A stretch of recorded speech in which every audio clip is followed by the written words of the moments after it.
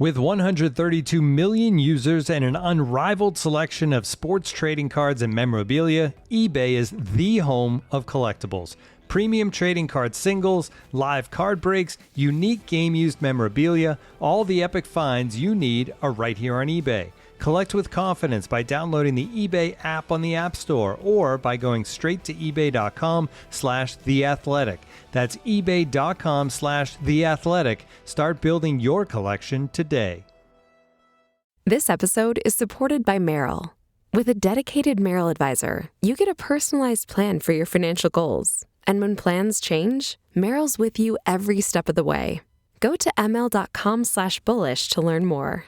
Merrill, a Bank of America company. What would you like the power to do? Investing involves risk. Merrill Lynch, Pierce, Fenner & Smith Incorporated, registered broker-dealer. Registered investment advisor. Member SIPC. The Race F1 podcast is brought to you by Merrill.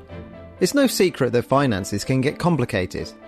Like me, I'm sure many of you listening will have financial goals. Perhaps it's even saving up for that trip to a Grand Prix far afield. Whatever your goals are, from starting a business to saving for kids' college to getting more stamps in your passport, you want a straightforward path there. But life tends to have other plans, and things get in your way. Merrill understands that. That's why with a dedicated Merrill advisor, you get a personalised plan that can help keep your money in sync with your life. So with the bull at your back, no matter what life brings, you get a clear path forward. Go to ml.com/bullish to learn more. Merrill, a Bank of America company. What would you like the power to do? Investing involves risk. Merrill Lynch, Pierce, Fenner & Smith Incorporated, registered broker-dealer, registered investment advisor, member SIPC.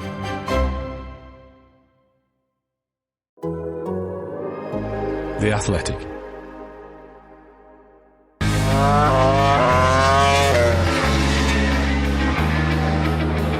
A close title fight rages on, but Marc Marquez stole the spotlight from the two title protagonists at Phillip Island, second on the grid, 13th after turn 1, first at the checkered flag. He helped out Martin on Saturday by overtaking Bagnaia. He helped out Bagnaia on Sunday by overtaking Martin. This is the Race MotoGP Podcast. I'm Val Khorounzhiy. With me, Simon Patterson and Megan White. Since I'm a stand-in host again today, I should pick a stand-in rider. Lucas Casa will be the one, which makes Matt Beer Carol Abraham. No, I don't think so. I think given, to celebrate Fabio Di Giannantonio going off for shoulder surgery, you should be either Nicola Bulliga or Andrea Iannone, depending on who they announce as his replacement this week. Or Danilo Petrucci or Michele Viro. Lots of options. But let's go back to the actual Phillip Island race where Di Giannantonio was quite good, but not quite the start of the show. Again, that was Marquez. Simon, looking at the start of the race, the initial emotion of seeing Marc walk into turn 1, 13th, Fabio Quartararo to one side, Luca Marini to the other. If you take that freeze frame, you look at it right now, is that a winnable race? Is that a situation from which you win? No, I was pretty sure that was game over. For two reasons. One is that in the grand scheme of things, Marquez was pretty confident he didn't have the pace to win today. He talked on Saturday about how he was so much faster than pretty much everyone else through a few specific corners, through the really fast Phillip Island corners, and said that because he was so fast through them, it was because he was using up the edge of the tyre, and he didn't know if he had enough tyre to do a full race distance. And because of the weird weather conditions this weekend that saw Friday basically get wrote off, and then Saturday morning was wet, no one really knew what the tyres were going to do for a full race distance. He didn't sound very optimistic. So I was already going into the race thinking, Marc will be quick at the start, but he might not be able to string it all together for a full race distance. Then he had his weird moment on the line where he somehow wedged a tear off under his rear tyre and had a huge smoky, spinny race start. We've seen a few of those before this year, and generally they shred the rear tyre in the process. So between the combination of those two things, I was pretty sure that it was game over. That he was going to be strong for half distance and then have to settle into third if he was lucky. Didn't expect him at the pace he did. The move, actually probably the least surprising thing was the move from 13th to second in like a corner, because that's kind of Marc Marquez's thing. That's what he does. So that bit wasn't actually that surprising. It was more it was the second half of the race that impressed me more than the first half. Yeah, I should say I think I backed Marc to do quite well over the longer distance, just because his main adversary for that was always going to be Jorge Martin, who you just don't associate with that particular area of the game. It's like he's not terrible at it, but it's never really the strong suit. If you're looking at the second half of the race, even with the GP24, GP23 mismatch, I think you would fancy Marc's chances of taking on Martin. So you won't let me lie. In Slack, I was feeling pretty good about Marc's chances of winning at that point, also because, as Martin himself repeatedly acknowledged, he had more to lose. Let's talk through that turn 2 sequence, turn 1, turn 2, because as you said, that was unsurprising. But I think the most surprising part about it is Marc didn't really have to do anything. Well, relatively speaking. So he did outbrake the two Japanese bikes into turn 1. He went around another Japanese bike through turn 1. And he had to fight off a spirited Enea Bastianini counterattack into turn 4. But outside of that, it was just riders ahead of him doing things to each other and moving out of the way. So there's an Alex Marquez and Jack Miller contact through turn 1. And Enea Bastianini sort of nudging Maverick Vinales out of the line at turn 2. And a few riders being caught up by all of that. And bam, there you have it. Suddenly, a race that was not winnable from 13th, even with that pace, became winnable from 6th. Megan, at what point did you realize that this is in play for Marc? I don't mean to be smug, but I think I said after about lap 3, I was like, oh, Marc's going to win this race. And and he did. So I was right. Well done, me. No, I think obviously the moment off the line, you look at that and you go, oh my goodness, like there's been so many times this season where it's looked like Marc could have a really good race and then something's happened, or like he's had a mishap at the end of qualifying when he's had when he had that really good lap in qualifying that was then cancelled. Mishap after mishap, and it's like, when is he going to catch a break? Not that I'm like, oh, poor Marc, but yeah, he had the moment on the line and it was, oh no. And then obviously, as you said, he had that really good fortune with incidents ahead of him, letting him through. He then did obviously put in some really, really good moves, got past Morbidelli. Obviously that incident with Martin and Bagnaia at turn 4 and 5, where Pecco kind of took the lead and then made a mistake immediately, and it let both him and Martin through. And then, it was kind of after that, it was a bit of a war of attrition, just waiting, is someone going to make a mistake? Is someone going to crash? And eventually, obviously he made it past, not without Jorge Martin giving it a damn good try to get back at him. I think it was a very, very strong display, and I think it proves, as some of our readers have suggested, that next year he's going to be very, very strong. That's a nice segue, Megan. Thank you. Kyle mentioned, as part of our Race Members Club, call out for questions after every episode. Please do participate. It's always fun.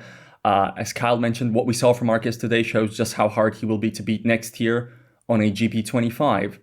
And I partly see that, I guess, because again, he was the class of the GP23 field this weekend against guys who are generally, pretty good at this track. I think Fabio Di Giannantonio is underrated as a Phillip Island specialist of sorts. I think he's really good here, and ultimately he couldn't run with Marc. So next year on the GP25, I think Simon, you and I are both aligned. This particular race is probably only going one way. I should say this isn't the race that I think shows how dominant Marc's going to be in a GP25 next year. I think that's been other races where he's been really, really close to the GP24s on a GP23. But we're not going to see what way it goes next year at this race. This is going to just be one of those ones. But then also I think Coda is the same. I think Sachsenring is the same. Those Marquez circuits, and this is a Marquez circuit, he's going to be really quick at them. It turns left. That is the fundamental secret to Marc Marquez being really fast there. So this isn't the race where it showed what his likely potential is on that bike. We've already seen that at other places. It's just a reminder of how damn good he is at a circuit that he loves and a circuit that clicks with his riding style. The thing about this being a Marquez circuit is it made me feel a little weird after qualifying, even though he put it second on the grid. Because just looking at it, and given how, the changeable track conditions, it going from wet to dry, obviously it was full dry for Q2, but it was still a little bit of improvisation. And him being 6/10 down on Martin, you're like, well, that's maybe that shouldn't happen necessarily. Megan, do you share my concern, not necessarily major concern, but maybe a minor 2025 scented concern that he needs to sort qualifying? Or is it good enough? I think unless you get pole every weekend, yes, you need to work on qualifying. Like, ultimately, you need to be at the front. Obviously, there's been some races this year where he's been really strong. And then, as you said, he was 0.6 off Martin this weekend. There have been other weekends where he's had issues. There's been a fair few weekends where he's crashed, like, right at the end of Q2.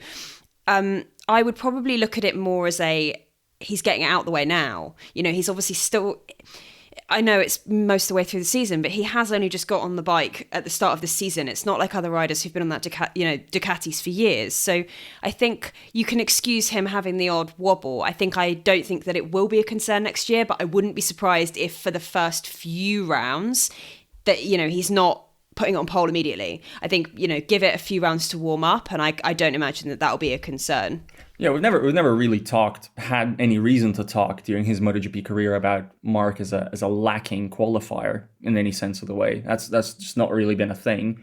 But it's easy to imagine a situation where if it doesn't massively improve year on year, then there will be rounds, for instance, if we just assume that he's fighting for the title with Pecco Bagnaia, which I think is not a reasonable assumption, but an assumption you can make. And you can imagine rounds where, Bagnaia is on pole, but Marc hasn't got Q2 quite right and has managed to put a few bikes between him, bikes that maybe can't live with the Ducati over race distance, but can get stuck in over one lap. I mean, I'm mostly thinking Aprilia, genuinely. So I'm slightly concerned, it's a weird tone to take on a weekend which he just won from 13th to 1st because he was the quickest guy by far on an outdated bike. Because of that outdated bike, do we feel a little bit like Jorge Martin should have made more out of this weekend, or not really? I mean, how much more is there to make out of this weekend? 5 points. He extended his championship lead. He beat Pecco Bagnaia in both races.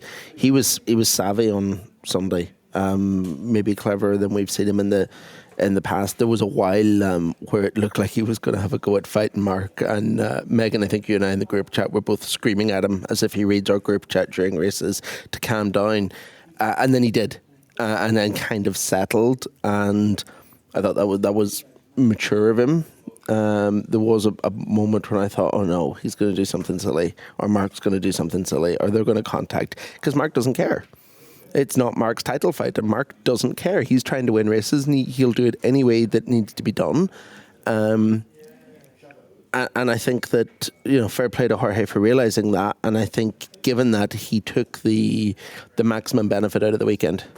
Angelina asked, considering we're at the point where Bagnaia needs Martin to not just finish second in order to win the championship, can satellite bikes win championships? Now, I want to caveat that by saying that was true if Martin won the race.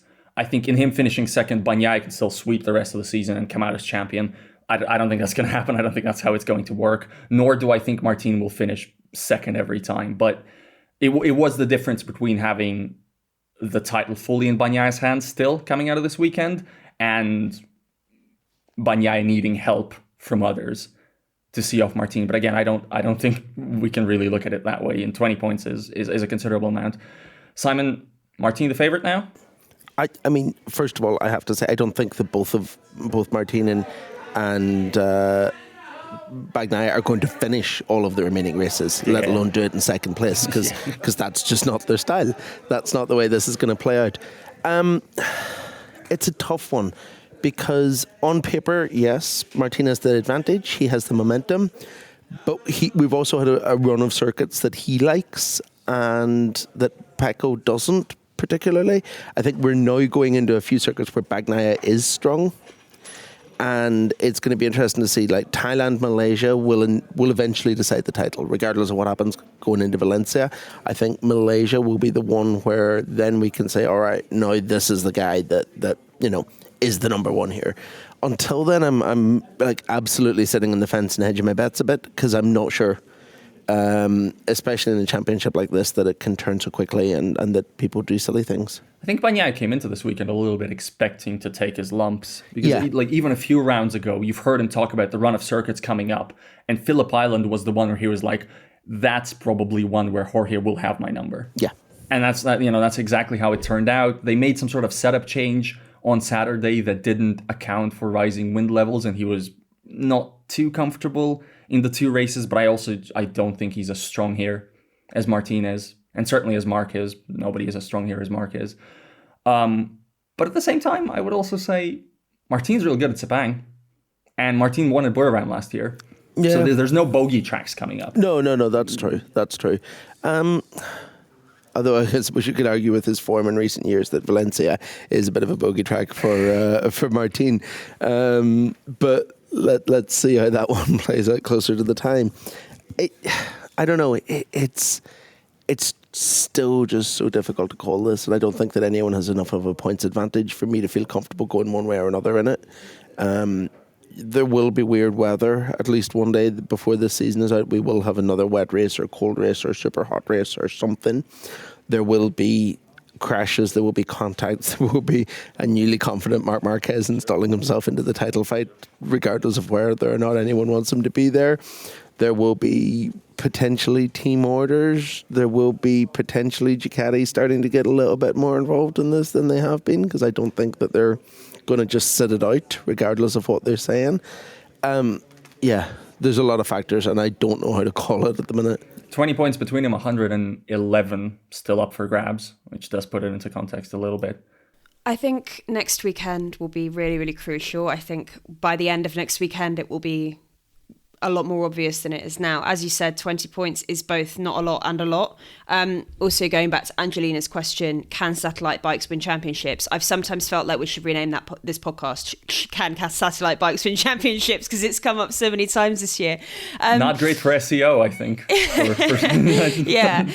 No, I think it is really hard to call at the moment. I think, as Simon said, I wouldn't want to put all my money on red or black at the moment, or red and purple. But I think that next weekend will prove to be a bit more.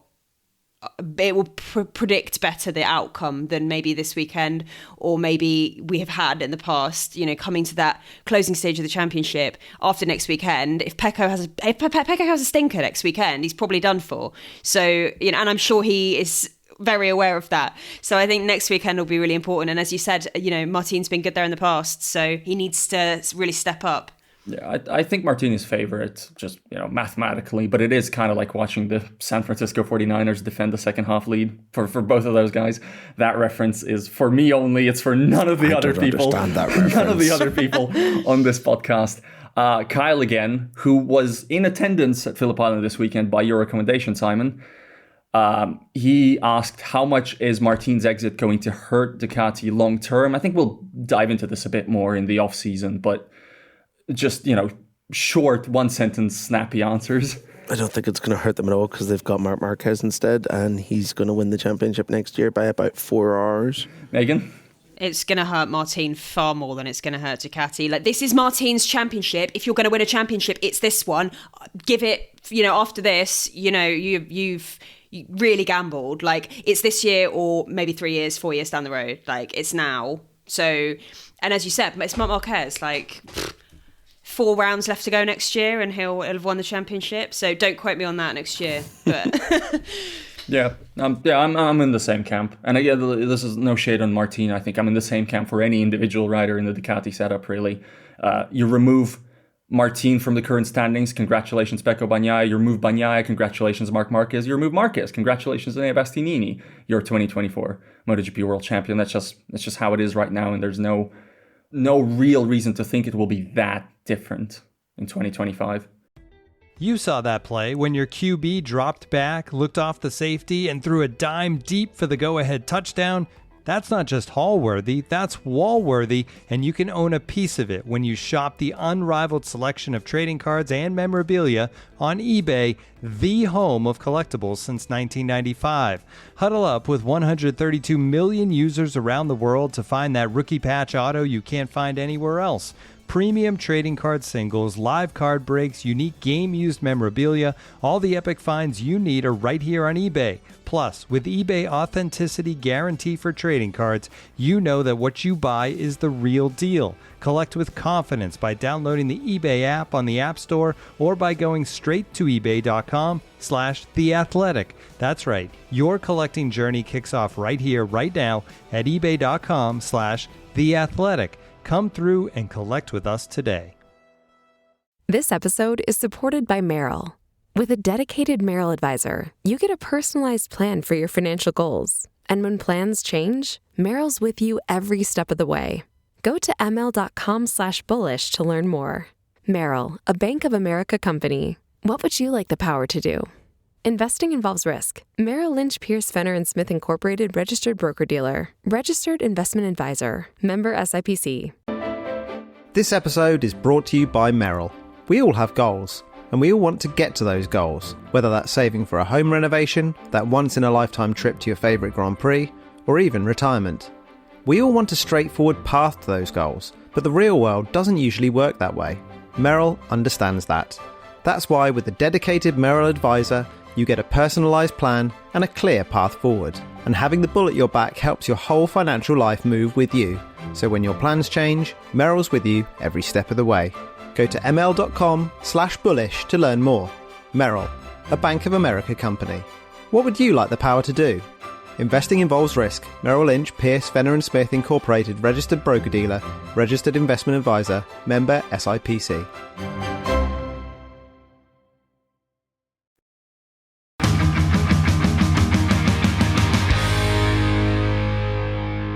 Now, I love Phillip Island, as we all do, but I do also sort of go into Phillip Island weekends really hoping to avoid any major accidents because of that. It's that kind of circuit. And this weekend we had one, not necessarily because of the track, but also definitely partly because of the track. In the sprint, Marco Bezzecchi and Maverick Vinales colliding at some speed at turn one, both exiting the race on the spot, both hurt. Bezzecchi even requiring a visit to a Melbourne hospital just for some precautionary checks, although both, again, ran on Sunday. Sort of a strange one because everybody was like so kind of calm discussing about it, but also everybody's really super mad. Super mad. Super mad at the long lap that Bezzecchi was assessed on Sunday that Simon is super mad at, and let's go into that. Yeah, I mean, and I should say that this is one of those things where I went into this being like, I was super mad, like he does not deserve a penalty. So then I went and like talked to lots of people to make sure I wasn't being crazy. And trust me, if you think I was mad, Christopher Mullen and Casey Stoner are next level. They are really not happy about it. I've spent loads of time this weekend with Chris, and we've been like talking about it all weekend. And basically, yeah, Bez went down the start-finish straight in the lead, got passed by Vinales, so close, he says, that Vinales down for slipstream, dirty air, whatever you want to call it, kind of pushed him wide. Combined with the gusting wind, which Phillip Island is notorious for, going into one of the scariest corners in the calendar, into turn one at Phillip Island. So he rolled off the throttle, he says, which is something that the stewards agree with. He then, once he kind of stabilized the bike, he got back in the gas. He held his line into the turn until Vinales came across in front of him and closed the door a little bit. And then Bezzecchi, who was already kind of turning a little bit to the right by that point to try and save himself being pushed off the track, he says, saw that he kind of had to go right because he had nothing else to do. There was massive contact between the two of them. The bikes literally exploded in front of Fabio Di Giannantonio, to quote him. He nearly got a chunk ripped out of his shoulder by pieces of flying metal that is terrifying because if that had hit a visor instead of the metal plate in his shoulder, God knows what we'd be talking about tonight. Horrible crash. But I can't see any world in which it wasn't caused essentially by the dirty aero slipstream effect that these modern bikes have. And the stewards admitted to that in their mitigation of Bezzecchi's sentence from a double long lap to a single long lap, which in itself is a really odd and slightly strange thing. because we've now got a situation where the manufacturers are saying we want aero, the race organisers are saying we don't mind aero, and the race stewards are saying aero is making the sport more dangerous, backed up by the riders and everyone with eyes. I don't think Bezzecchi deserved a penalty for something that was largely out of his control. I think that essentially once Vinales moved in front of him, they were just passengers. There wasn't much they could do about what happened there. And I mean, it's like we basically expect these things to happen occasionally. It's not the first time it's happened to Bezzecchi. I think it happened to him last year at Silverstone with Bagnaia, where he very nearly avoided contact. It happened to Vinales at Valencia last year with Bagnaia, where they narrowly avoided contact. It happened with Marc Marquez last year at Mugello, where he basically threaded the needle between two bikes into turn one there, which was equally terrifying. There's been a whole string of these things where this effect of the aero, this combination of dirty air and massive slipstream and destabilizing bikes leads to these sort of incidents. And we're not going to do anything about it because this is MotoGP and aero makes the bikes go faster. There's been a lot of he said, she said over this argument. I should say he said, because that's the MotoGP paddock for you. But very encouragingly, so the decision obviously took until Sunday until Bezzecchi was back to the track. But for once, it was a pretty extensive write-up of the reasoning for why Bezzecchi got the penalty.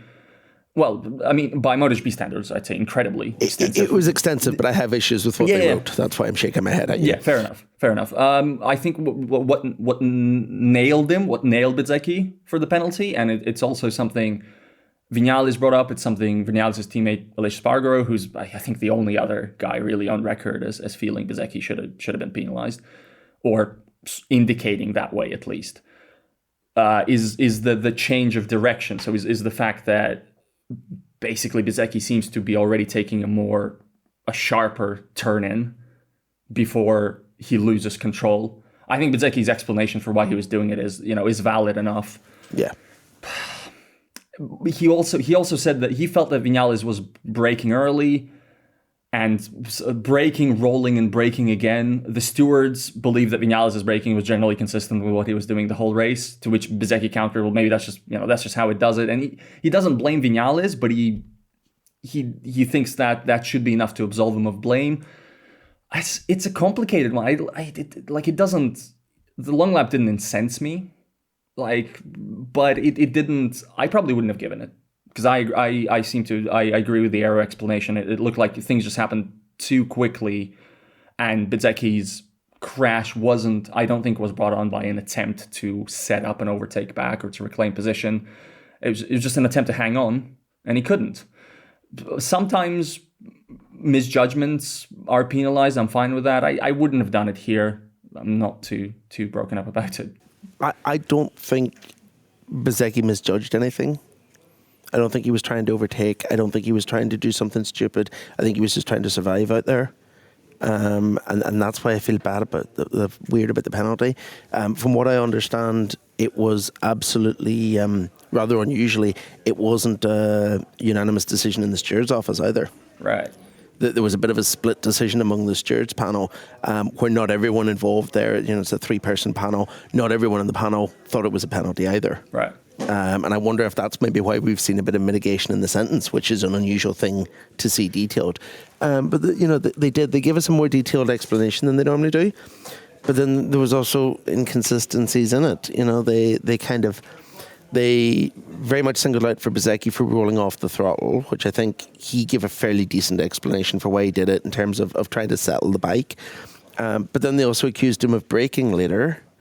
Which, yeah, of course he braked later. He had rolled off the throttle. He wasn't going as fast. That's a weird thing to, And I need to go back and look at it a few more times, to be honest, because I haven't looked at it enough times already, apparently.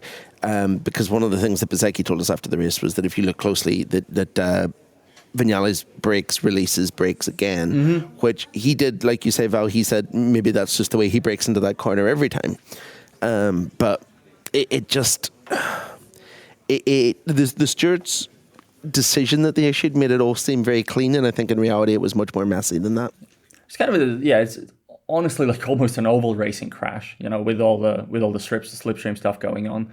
And I think it is pertinent to mention, like, you can potentially blame Vinales for taking away the aero and disrupting Bezzecchi, but if you saw the previous lap, you also understand why he does that, because the Aprilia can't overtake.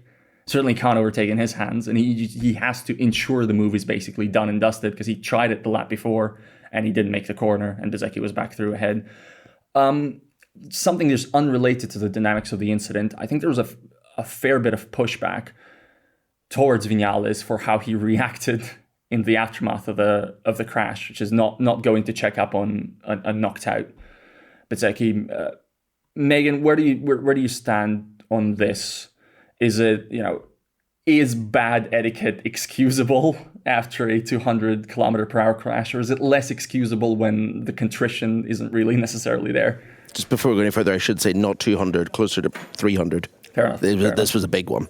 I think they were saying I think I was reading like 200 miles per hour, and I keep my brain isn't. 200 is 320, which is about right. So yeah. Raises the question, Val. What the hell is a kilometre? Lordy. I think that bad etiquette can be excused when you have had a crash, if you then check that the person is still mostly intact. If you flip the bird at someone and then go and check they're okay, fine. Like, if someone cuts in front of me when I'm driving, I will flip the bird at them. But if I have crashed into them, I probably would go and be like, you okay, hon? I'm not just going to, and tempers flare. I can't imagine what it is like to be in that situation, because I have never and will never be in that situation unless my career takes a turn in a different direction. But I just think, if you have had an incident like that, the first thing you should be thinking and doing is making sure that the other guy is okay. I know he crashed into you. He ended both of your races, whoever's fault that might have been.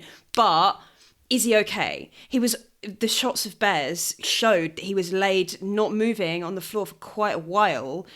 And I just think, obviously Maverick wasn't thinking about that. He was thinking, I'm pissed. But, it didn't look great. The optics were not brilliant. And, the other thing as well about the discussions that they had afterwards, where, Maverick said he hasn't spoken to me, but Bezzecchi says, well, he said no problem to me when we spoke in the medical centre, and then today he's angry. Bez said that the most important thing is that they're fine and he doesn't really care and all the rest of it. But like, he did say if it was him, he would have gone and checked on the other rider. And I think that ultimately, whatever your take on the incident, that kind of is the takeaway, is that if that's happened, that should be kind of one of the first reactions, whether it's before or after you flip the bird. In terms of behaviour following the incident, I am much more okay with what Maverick did in the heat of the moment than I am with whatever happened after that resulted in him deleting his Instagram account. Because he obviously got so much of a sea of hate from supposed fans that he's deleted his social media presence. Oh. So, I know who I'm siding with in that case, because there's just no need. No. Yeah, I was not aware of that. That is not too surprising, but that is quite something. I think you can, on a human level, also relate. Not only did a good result get taken away on a weekend that ended up frustrating, but also Maverick was also hurt in that crash. There was not one injury; there were two injuries in that incident. And I don't suggest for a moment that Maverick didn't care about if Marco was okay. It's just optically, obviously, you see him swear at someone who's not moving, and it's like, oh. I didn't know that Maverick had deleted his Instagram. I think, again, it's one of those things where it's like people are so quick to weigh in the immediate aftermath where their rider has had their race has ended prematurely, that people then do feel the need to take it out on the other rider rather than thinking if they're okay. So it is a bit of a two-way street where maybe if everyone just checks everyone's okay, that would be nice.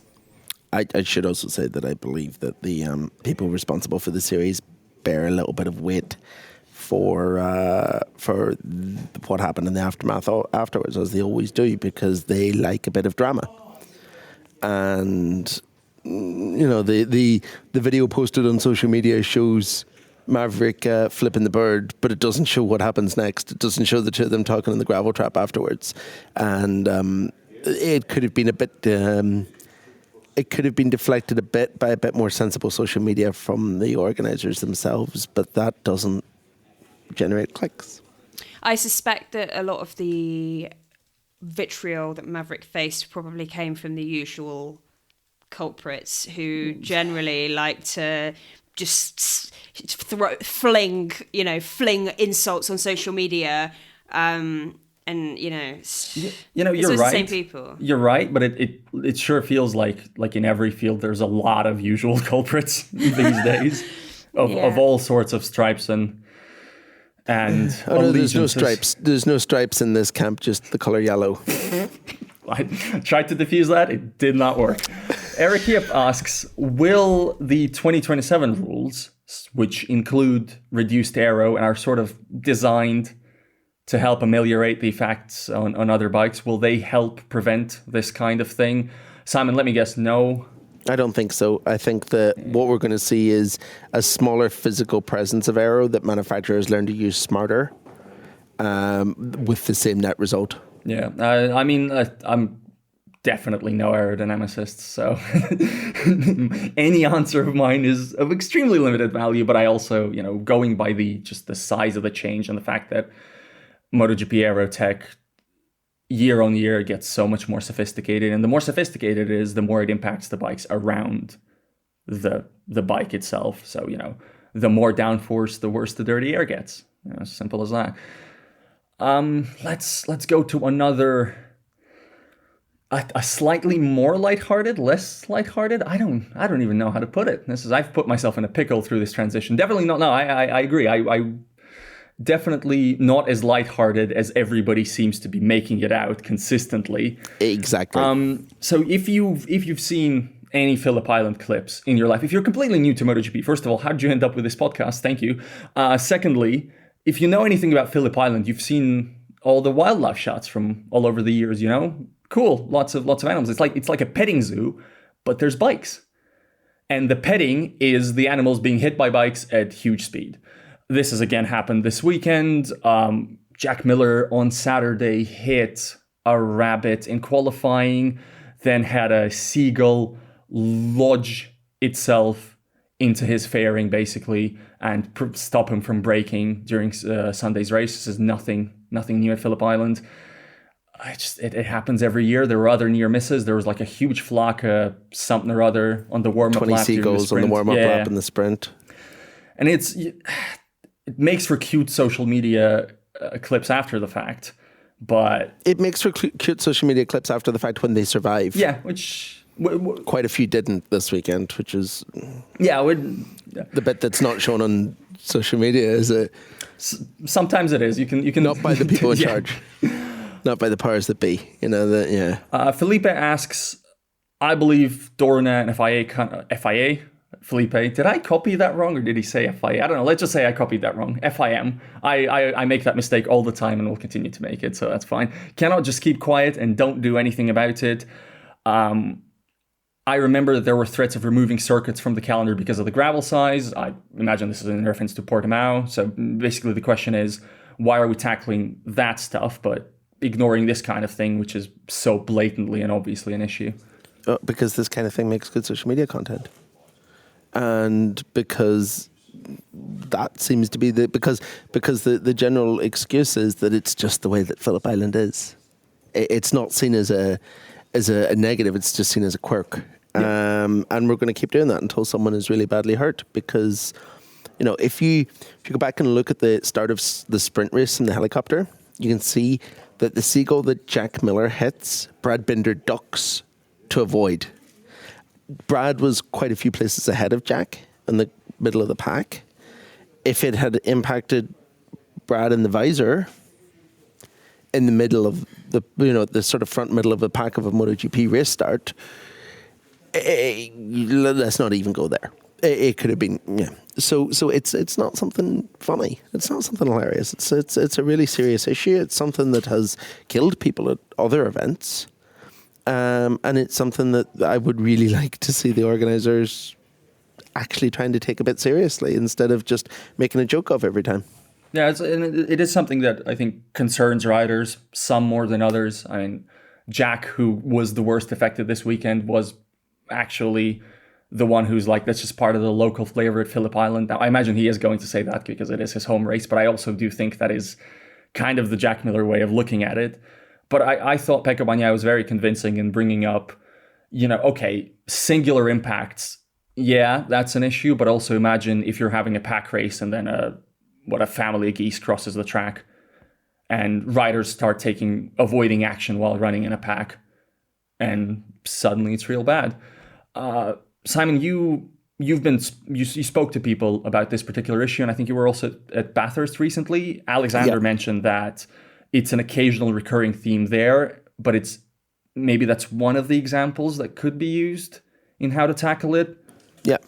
I mean, we should say Bathurst is both much more rural than Phillip Island and has a very large, I don't know, what's the collective noun for kangaroos? Oh. There's a big family of kangaroos that live inside the circuit, which is not an issue that they have here. As I think the biggest thing we have here is the occasional wallaby, which is a lot smaller.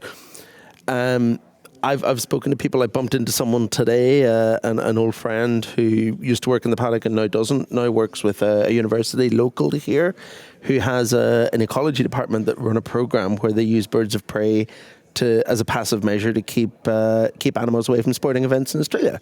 They have a ton of experience with this, but no one's ever got in touch with them. No one's ever reached out to them and said, "Hey, could we do something here to bring one of your eagles to Phillip Island and keep the birds away?"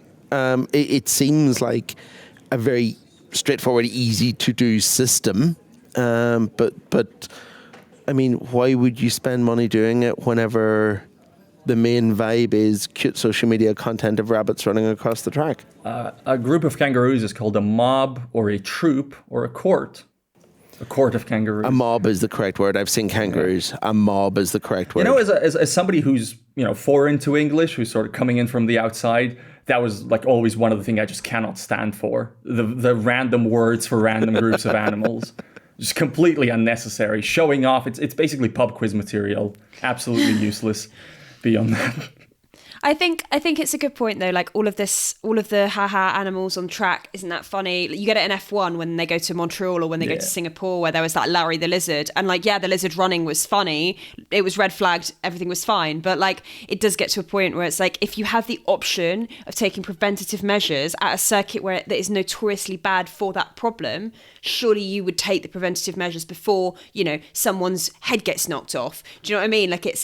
It's not an occasional thing where it's the investment would not equal a benefit. It's quite obvious that this is a recurring problem there are at least some measures that can be taken, whether that's birds of prey, lasers, whatever, play them some classical music, I don't know, but there must be ways to at least try and mitigate the problem. I think it's it doesn't seem like there's really been much effort to tackle it, and that's kind of as much as they can try, there's probably still going to be animals, but it's the trying that it kind of feels like there does need to be a bit more of a concerted effort. The geese are obviously protected. You can't, there are measures that need to be taken to ensure the geese are safe. I'm not saying, just kill the geese. I think that we need to, there are measures to protect the riders and the wildlife that need to be considered. Yeah, let's make this clear. The Race MotoGP podcast does not, in fact, advocate for the culling of the animals. The official stance of this podcast is we're not pro animal murder, but we're also not. Yeah, don't shoot the seagulls. But says the vegetarian. This episode is supported by Merrill. With a dedicated Merrill advisor, you get a personalized plan for your financial goals. And when plans change, Merrill's with you every step of the way. Go to ml.com/bullish to learn more. Merrill, a Bank of America company. What would you like the power to do? Investing involves risk. Merrill Lynch, Pierce, Fenner & Smith Incorporated, registered broker-dealer. Registered investment advisor. Member SIPC. We'll get back to the pod in a moment, but first, let me tell you about Grammarly. Your time and expertise are valuable, and with professionals spending nearly half the work week on written communication, focus is one of the most important things to have at work. With Grammarly as your AI writing partner, you can stay focused and get through your work faster with relevant, real-time suggestions wherever you write. As a journalist and podcast host, I'm constantly writing and rewriting copy and drawing up scripts. It's part of the job, and Grammarly helps make it faster. It's got some really cool features, like tone suggestions to help you strike the right balance between direct and friendly in work emails. Plus, Grammarly has a ton of other great features like advanced spelling, grammar, punctuation and conciseness suggestions to ensure your writing is professional, mistake-free and clear. And best of all, Grammarly works across 500,000 apps and websites, allowing you to work smarter, not longer. For 15 years, Grammarly has helped professionals do more with their writing. So what are you waiting for? Get more done with Grammarly. Download Grammarly free at grammarly.com/podcast. That's grammarly.com/podcast.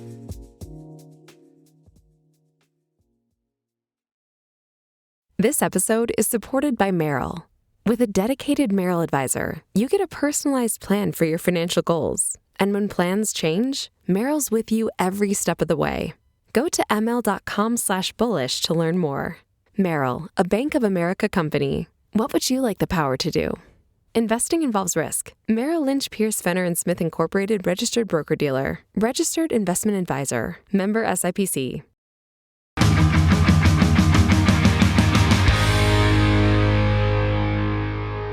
Our final section of the podcast is some other business inspired by Members Club questions. Maurice asks, basically in a nutshell, what was up with KTM this weekend?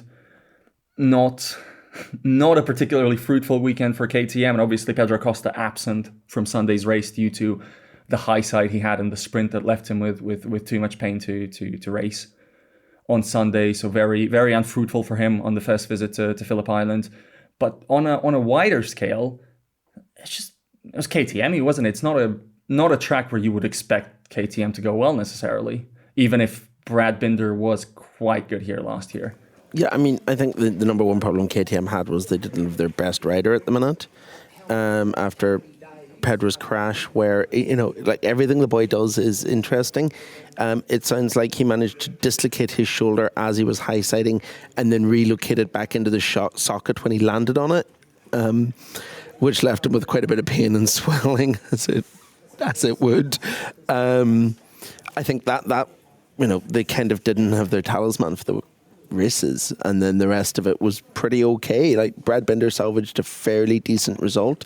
The only reason he wasn't fourth like he expected with kind of 3 laps to go is that he burned out his tires. Actually, this is something I'm going to get into on the site later in the week.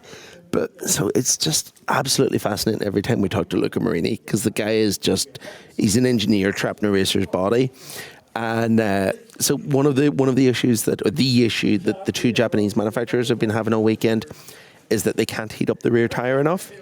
And it takes 5 or 6 laps to get heat into the rear tire, and they were really struggling in both the sprint and the main race with that. They had good pace at the end of the race, but they were getting left behind at the start. And then Luca was explaining all this to us, and then he was like, "But the KTM can heat up the tire in 1 lap. They heat up the tire and they just go," which is why Brad is so fast early in the race, and he thinks it's a weight balance issue where the KTM is much more heavily loaded towards the rear than towards the front, which is the direction that he wants Honda to go in next year. But he says the consequence of that is that whenever your rear of the bike is more heavily loaded with weight, it burns out the tires more. And he was kind of suggesting that, this semi-persistent issue we see with KTM where they trail off towards the end of races is because the balance isn't actually perfect. It's a little bit too heavy towards the rear, and it's costing them at the end. And pretty much that's what happened, Brad. He had good sort of top 5 pace and then ended the race in 7th after a pretty poor final 3 laps. And then, Acosta wasn't there. Augusto Fernandez was kind of where he has been of late. Yeah. And Miller should have been a couple of places higher in the main race on Sunday, but turn 1 chaos where he got hit by Alex Marquez, and then he in turn somehow managed to take a wing off Alicia Spagaro's bike without realising he'd even done it. Wow. Yeah, typical, welcome to the jungle stuff in the first lap in the mid-pack. It's a really good explanation. It makes total sense, because obviously that's just how racing always is. You either bias your tire work towards getting them up to speed very early or towards longevity. unless you're so fast that it literally doesn't matter. Like, we can't really say whether Ducati has a tendency one way or the other. They're so fast we can't compare them to the other manufacturers. They're fast right away, then they're fast at the end of the race.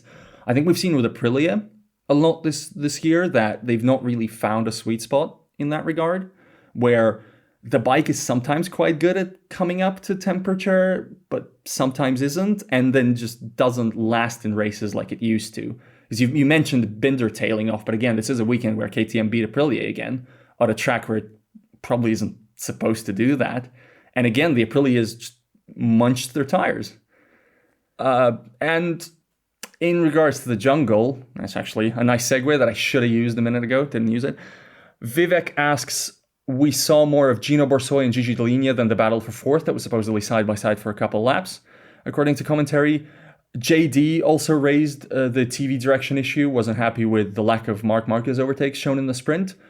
I have to say I didn't massively notice a TV direction issue this weekend. Maybe a little bit, but not like it wasn't hugely distracting. I see somebody noticed it very much, but before we get to that, somebody, Megan, what do you think? It's funny, actually, that this comes up because I had written a message in the Slack chat that I thought I had hit send on and then obviously got distracted with something else. So it looks like I'm making this up, but I promise you I'm not. There was quite a lot I noticed on the graphic of where each rider was. There was quite a lot of movement between fourth and like seventh or eighth, but we didn't see it. I couldn't tell you what happened. Yeah. I believe there to have been movement from the transponders, but and I know that there was an interesting battle going on up front, but that's why we've got the picture-in-picture, that's what it's called. None of our listeners can see me wildly gesticulating. Great audio content, as we call it. The alt text for me waving my arms around is the picture-in-picture. That's what it's for. You know, a lot of people obviously want to see the battle at the front. That's fine. That's the battle for who's going to win the race. But when there's a 4-rider battle happening behind them, but it's 8 seconds down the road, so it looks like there's 3 riders on track and nothing else, it would have been good to see some of that action that apparently there was. I can't describe it to you because I did not see it either. So it's one of those things that is a little bit like, while there was a good battle going on up front, which is great, it would have been nice to see some of the action happening further behind. I was complaining about this before MotoGP even started. The Moto3 race, second to fourth was covered by 0.03 of a second across the line. And instead of seeing them crossing the line, we got a shot of David Alonso's pit board that said 2024 Moto3 World Champion, a title he won last time out in Motegi. What was that about? Yeah. And then weirdly, myself and a whole lot of other people on social media complained about it on Moto during the Moto3 race. Moto2 was better and they were using loads of picture-in-picture to show the battles to the pack.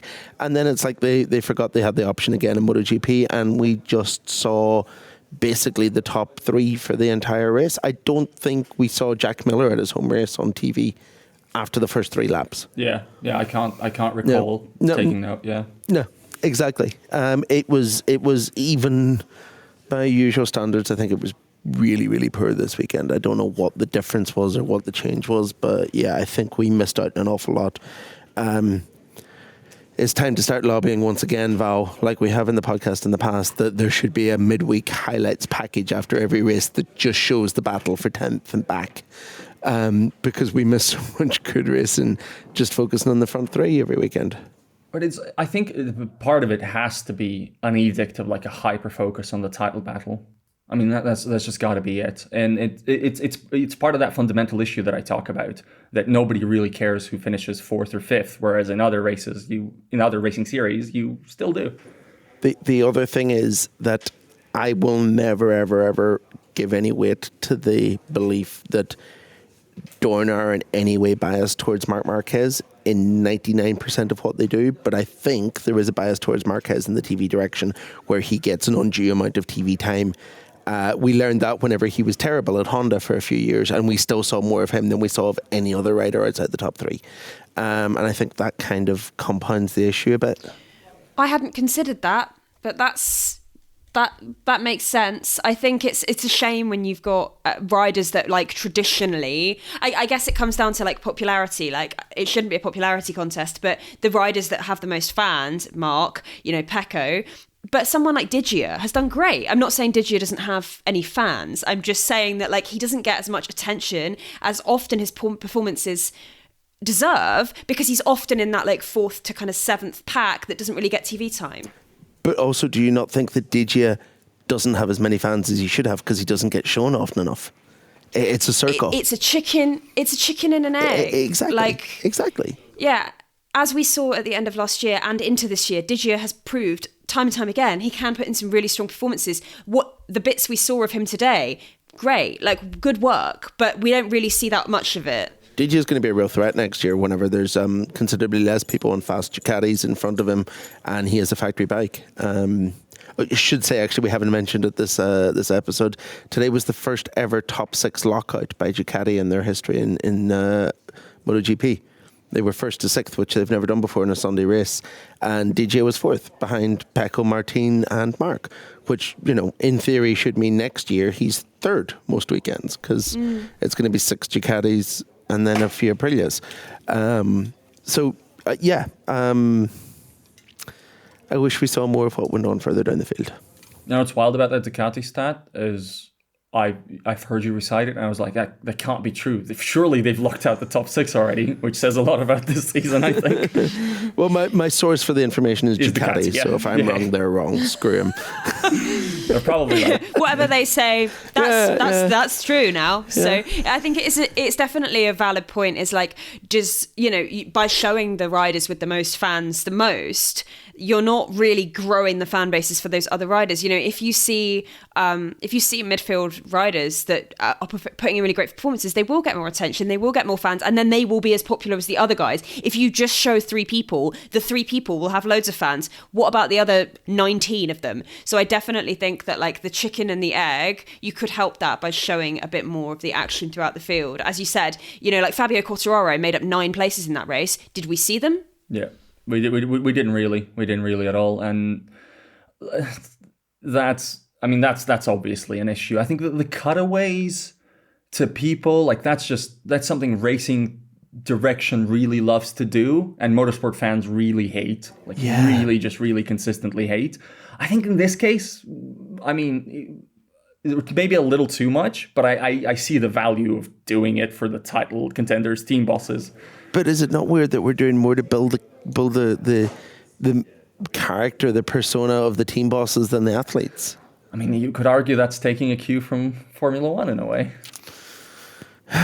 Oh dear. It's one of the things that really annoys me. I don't need to see Christian Horner. I don't need to see him at all. So don't show me him. I don't need to, you know, it's nice to hear their input occasionally, but like I want to watch the cars doing the driving. That's the point. I want to watch the bikes doing the racing. I understand it's the, you know, it's coming to the closing point of the season. Show me them in Valencia. Do I need to see them now? No. And it's, I think that the finish point in particular, you know, the David Alonso thing you've raised, it seems like so many final lap battles just get lost because we follow the cooldown lap. I think it's almost like required to follow the cooldown lap. It's mandatory. I'm pretty sure it's not like a minute by minute decision. It's just like philosophy. We show the cooldown lap, and then the rest of it shakes out in replays or is never shown. That's one I've always found very, very difficult to justify. Yeah. I've seen a lot of cooldown laps in my life. I can't say they've been anything huge. I mean, Toprak Gaslyoglu had one this weekend where he went into a spaceship and then there was an alien. So that was he won good. A title. They're not always like that. He did. I know. I just wanted to bring up the alien. 90% of mid-season slowing down laps are only interesting if someone does something really stupid. The Moto2 one was quite interesting today because home hero Senna just got the podium, but they crashed on the slowing down lap while showing off to his fans. That was quite funny, but I'd still rather see racing over the line than you know. Yeah, and when Marc won his first race after however many 1,000 and something number of days that we get told about every 5 seconds, when that happened, great, show me the cooldown lap, show him going to the fans, whatever. But like, I've seen him wave a flag. That was the 3rd time I've seen that now. Good for him. Good flag waving skills. But like, I'd rather see 4th, 5th, 6th cross the line. If it was exciting, I didn't see it. One of my highlights of today was him stopping at the slowing down lap and spotting a random Australian guy with one of his flags and just be like, "You there, bring me my flag." So he had something to wave at the slowing down lap, which is probably a sign that he didn't expect to win because they had nothing prepared. Normally his dad's around somewhere with something to hand over to him, but it was very like, you'll do, bring me that. I'm imagining like it's like a joust, like some medieval joust where he's gone, you peasant, bring me the flag, bring me my colours. Like, yeah, it's just... Let's close on another bit of broadcast minutiae, as that's clearly what requires analysis every weekend. KD says, and he said this after the sprint, one thing that I find disappointing is the short post-race interviews with the top three. They remind me of the wooden hockey interviews with players after a game. Now, my view of that is like post-sporting event interviews are never anything special. They're just there. I don't think MotoGP stands out in a bad way compared to other sports when it comes to like instant athlete reaction, where somebody is emotionally drained by a race and they have a camera put in their face, they just go into self-defense mode generally, unless they're so mad that they can't do it. And this is why they exist, to catch somebody unawares, to catch somebody so mad that they've not yet put their defenses up. To be fair, the Megan's going to defend hockey here. No. I was actually going to defend MotoGP, because the post-race interviews that they do at the end of a MotoGP race are better than the F1 ones. Quite often in F1, they'll get some random person to ask questions that are like often not very good questions. At least in MotoGP, you do get a good immediate soundbite. It's obviously it's. There's only so much someone's going to say. Man, happy he won race is not, going to be massively exciting. But as you said, you get that instant reaction where if something has happened that's dramatic, you're going to hear about it straight away, rather than waiting until the press conference when everyone's calmed down a bit and had time to formulate an answer. Like, you do get that raw emotion. I do think in that sense they are good. I do also see why people think they are a bit boring. It really depends on the race, I think. Unless you're Maverick Vinales, who got progressively angrier on Saturday afternoon and through into Sunday, kind of flipped that on its head over the course of the weekend. It's the style I like to adopt as well, is be angry about something, and then the more you ruminate, the angrier you get, instead of calming down. I like that. Wind yourself up and up and up. Yeah. That feels intensely human. I think it is. It's absolutely just a product of the circumstance, those interviews. It also... there was a really awkward scene on the Moto2 park for me where, again, Senna, just because it had taken him so long to get back, because he'd celebrated with everyone in Australia and crashed, he got back. He went immediately to celebrate with his team, but he'd been holding up proceedings, so he got dragged away from his team right away. And then whenever he was interviewed, he was a bit like, oh, but I want to talk to those guys. They're my friends. It's all part of that conveyor belt process. Yeah. And most people, well, everyone pretty much hears one of them, but they do 5 or 6 of them as well. And it's difficult to say 5 or 6 different things or interesting things to the same person. So you just default to the basic, and they all become a bit dull because of it. It's and then you put a camera in front of someone, which always changes the answers too. I don't like press conferences because I prefer doing or talking to writers in a media scrum where there's no camera and it's much more relaxed and generally much more amusing. So it's just kind of the product, and it's sport. It's the immediate post-race interview. They're always going to be like that in every sport. Yeah, I think part of it is also, obviously, as we said, they sort of default to answers. They have what they're going to say about their race in their head, and they go out and they recite it. And for many of them, it's not their native language. And for many of them, it's it's such a familiar process. Everybody who's on the podium today has been on the podium a million times. I suspect, apart from St. Ages. Well, yeah, I mean, in the Premier class, yeah. I suspect, for instance, that Martin was actually quite mad about Marquez's overtake. Yeah, I don't think he took it all that well. I think he was really irritated.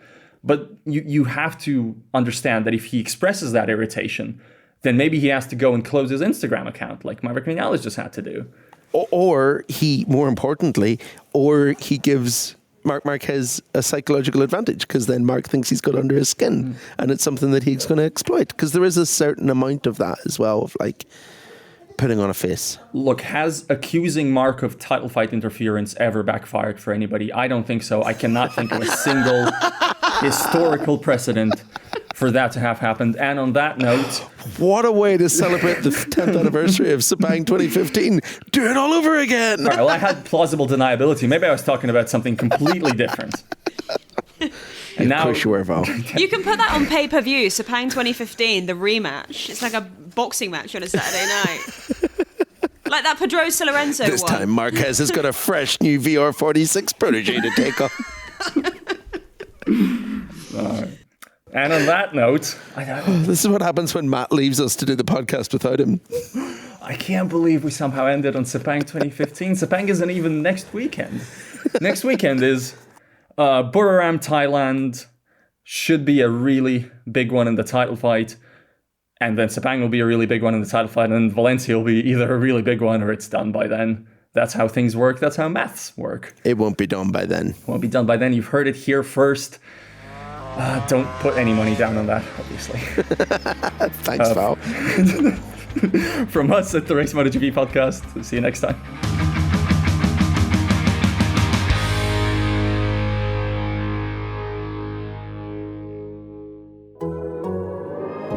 The Athletic. Did you know users searched football on eBay.com last season 12,000 times per hour? That's some serious searching. eBay has been the home of collectibles since 1995 and is the largest online marketplace for trading cards. Premium trading card singles, live card breaks, unique game-used memorabilia, all the epic finds you need are right here on eBay. Collect with confidence by downloading the eBay app on the App Store or by going straight to ebay.com/theathletic. That's ebay.com/theathletic. Come through and collect with us today. As you've probably heard by now, we've teamed up with BetMGM this season. We'll be using BetMGM lines to make all of our picks, and we'll have special offers for our listeners each week. If you haven't signed up for BetMGM yet, use bonus code THEATHLETIC, and you'll get a 1-year subscription to The Athletic, plus up to a $1,500 first bet offer on your first wager with BetMGM. Here's how it works. Download the BetMGM app and sign up using bonus code THEATHLETIC. Make your first deposit of at least $10, place your first bet on any game, and claim your voucher for a 1-year subscription to The Athletic. See BetMGM.com for terms. U.S. promotional offers not available in D.C., Mississippi, New York, Nevada, Ontario, or Puerto Rico. Gambling problem? Call 1-800-GAMBLER. Available in the U.S. Call 877-8-HOPE-NY or text HOPE-NY 467-369 in New York. Call 1-800-NEXT-STEP in Arizona. 1-800-327-5050 in Massachusetts. 1-800-BETS-OFF in Iowa. 1-800-270-7117 for confidential help in Michigan. 1-800-981-0023 in Puerto Rico. First bet offer for new customers only in partnership with Kansas Crossing Casino and Hotel. Don't forget, if you haven't signed up for BetMGM yet, use bonus code THEATHLETIC and you'll get a 1-year subscription to The Athletic, plus up to a $1,500 first bet offer on your first wager.